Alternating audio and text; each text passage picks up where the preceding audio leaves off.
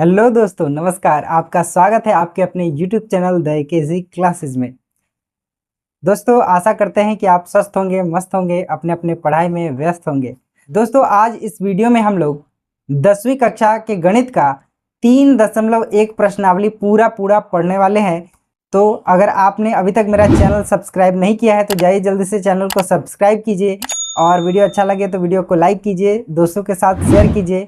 दोस्तों, इसका पहला सवाल आपके स्क्रीन पे दिखाई दे रहा होगा। इसमें आफ्ताब अपनी पुत्री से कहता है, यानी कि आफ्ताब अपनी बेटी से कह रहा है कि आज से 7 साल पहले मैं तुमसे 7 गुनी आयु का था।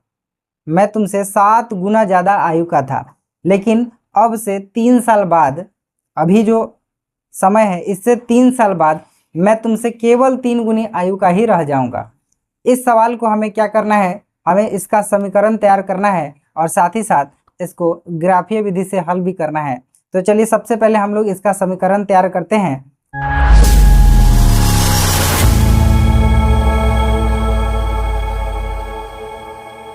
तो दोस्तों, इस सवाल को हल करने के लिए सबसे पहले हमें कुछ मानना पड़ेगा, क्योंकि यह 2 चर वाला रैखिक समीकरण है। तो हम क्या करते हैं, बारी बारी से आफ्ताब और उसकी पुत्री की आयु को x और y वर्ष मान लेते हैं। तो चलिए यहाँ पे हम लिखते हैं कि माना कि आफ्ताब जो है कि वर्तमान आयु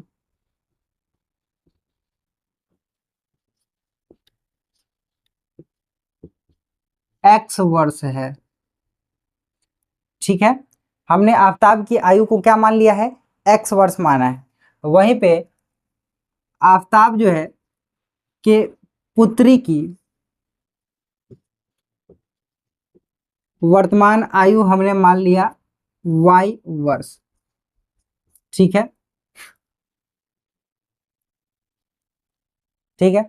अब आप देखिए कि अब हम लोग क्या करेंगे, अभी से 7 साल पहले चलेंगे। जो भी अभी का उम्र है, अगर हम 7 साल पहले चलते हैं तो अभी की उम्र से 7 साल घटाना होगा, यानी कि आफ्ताब भी आज जो x वर्ष का है उससे उसकी उम्र 7 साल पहले 7 साल कम रही होगी।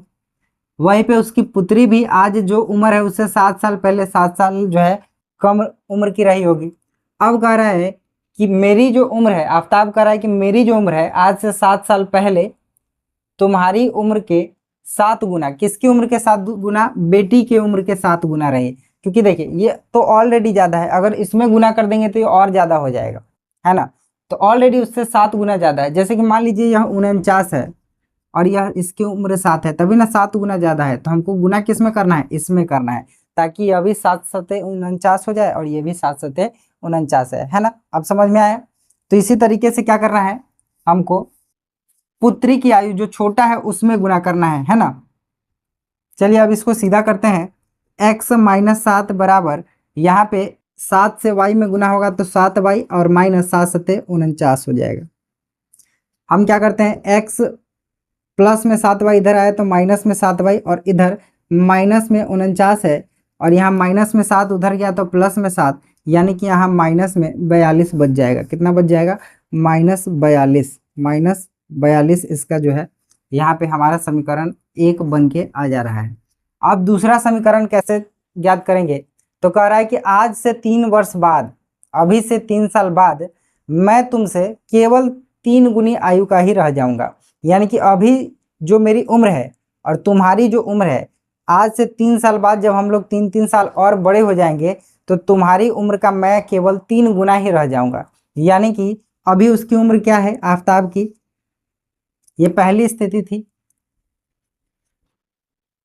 पहली स्थिति ये थी, है ना। और ये दूसरी स्थिति है,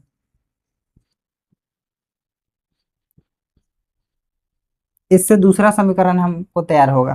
क्या कह रहा है कि आज जो आफ्ताब की आयु है उससे 3 साल बाद, तो 3 साल अब ये बड़ा हो जाएगा।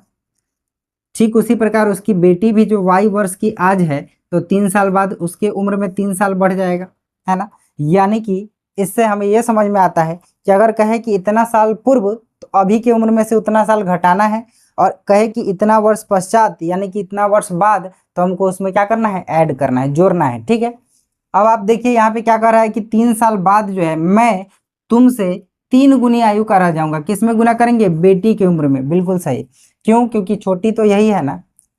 तो इसको फिर से सीधा करते हैं, x+3 होगा और इधर होगा 3y और 3×9। फिर से y को इधर लाते हैं तो हो जाएगा x-3y और उधर देख रहे हैं कि प्लस में 9 है, प्लस में 3 उधर गया तो -3, यानी कि कुल मिला के हमारे यहाँ पे बच गया 6। तो यह हमारा हो गया समीकरण 2। तो इस तरीके से दोस्तों हम लोगों ने 2 समीकरण जो है इसका तैयार कर लिया है। अब इसको क्या करना है? ग्राफीय विधि से हल करना है। ये बीजगणितीय विधि से हमने इसका हल कर लिया, इसका समीकरण तैयार कर लिया। अब इसे ग्राफीय विधि से हल करना है। दोस्तों अगर आप लोगों को ग्राफ बनाने नहीं आता है तो मैंने ग्राफ बनाने का बेहतरीन वीडियो बना के डाल दिया है। एकदम आसान शब्दों में आसान तरीके से ग्राफ बनाना मैंने सिखाया है। तो अगर आप वो वीडियो जाके देख लेते हैं तो आप इस सवाल का ग्राफ आसानी से खींच सकते हैं, आसानी से बना सकते हैं। और मैं आपको कह दूं कि ग्राफ जो है 5 नंबर में पूछा जाता है, 5 नंबर में हर साल पूछा जाता है। तो जल्दी से जाइए आप ग्राफ वाला वीडियो देखिए और फिर इस सवाल को जो है आप इस सवाल का ग्राफ बनाइए। ये आपके लिए होमवर्क रहा। तो चलिए अब हम लोग दूसरे सवाल की तरफ चलते हैं। दोस्तों इसका दूसरा सवाल आपके स्क्रीन पे दिखाई दे रहा होगा। सवाल में कह रहा है कि एक क्रिकेट टीम का कोच है जो कि 3 बल्ला, बल्ला यानी कि बैट, और 6 जो है गेंद खरीदता है कितना? 3900 रुपए में। फिर वो क्या करता है कि 1 बल्ला और 2 गेंद और खरीदता है मात्र 1300 रुपए में। इस चीज को हमें पहले तो समीकरण तैयार करना है और फिर उसका ग्राफ बनाना है। तो चलिए इस सवाल को हम लोग बहुत ही आसानी से सॉल्व करते हैं। सबसे पहले हमें मानना पड़ेगा कि बल्ले का जो एक बल्ले का कीमत और एक गेंद का जो कीमत क्या है। तो चलिए हम यहाँ पे लिखते हैं कि माना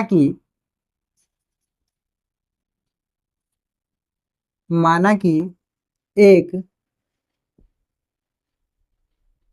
बल्ले एक बल्ले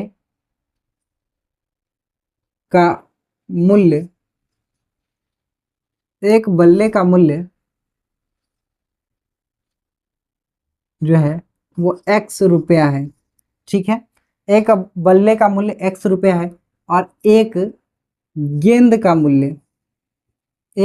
का जो मूल्य है वो क्या है? y रुपया है। ठीक है दोस्तों, क्या किया हमने? क्या माना है कि एक बल्ला का मूल्य जो है वो x रुपया और एक गेंद का मूल्य जो है वो y रुपया है। अब हम क्या करते हैं, एक बल्ला जो x रुपया का है तो पहली स्थिति में उसने क्या किया, यहाँ पे मैं लिख देता हूं पहली स्थिति। ऐसा लिखना जरूरी नहीं है, मैं आपको समझाने के लिए लिख रहा हूं। पहले बार में उसने क्या किया कि 3 बल्ला खरीदा। तो अगर एक बल्ला x रुपये में मिलता है तो 3 बल्ला 3x रुपये में। बिल्कुल, एक बल्ला अगर 5 रुपये में मिलता है तो 3 बल्ला कितना? 15 रुपये में। यानी कि 5 से 3 में गुना कर रहे हैं। जो भी मूल्य रहता है उससे संख्या में गुना किया जाता है कि कितना लेना है। तो जैसे 3 बल्ला लिया पहली स्थिति में तो 3x रुपया बल्ला का हो गया और साथ ही साथ 6y रुपया जो है वो हो गया किस चीज का? गेंद का। और कुल मिला के हो गया 3900 रुपया, है ना। 3900 रुपया उसने दिया पहली स्थिति में। 3 क्या खरीदा? बल्ला खरीदा और 6 गेंद खरीदा, 3900 रुपया दिया। आप चाहें तो इसमें से 3 कॉमन भी निकाल सकते हैं। तो इसमें बच जाएगा x+2y बराबर 3900 जो है इसको 3 से हम काटेंगे तो ये कट के हो जाएगा 1300, है ना। क्यों यहीं से काट इसलिए दिए क्योंकि यह 3 गुना में इधर आएगा तो भाग में फिर काट के तो 1300 ही होगा। यानी कि x+2y बराबर 1300, ये हमारा पहला समीकरण इसका तैयार हो गया। ठीक है, अब हमको दूसरा समीकरण तैयार करना है। तो हम लिखते हैं दूसरी स्थिति क्या है इसकी।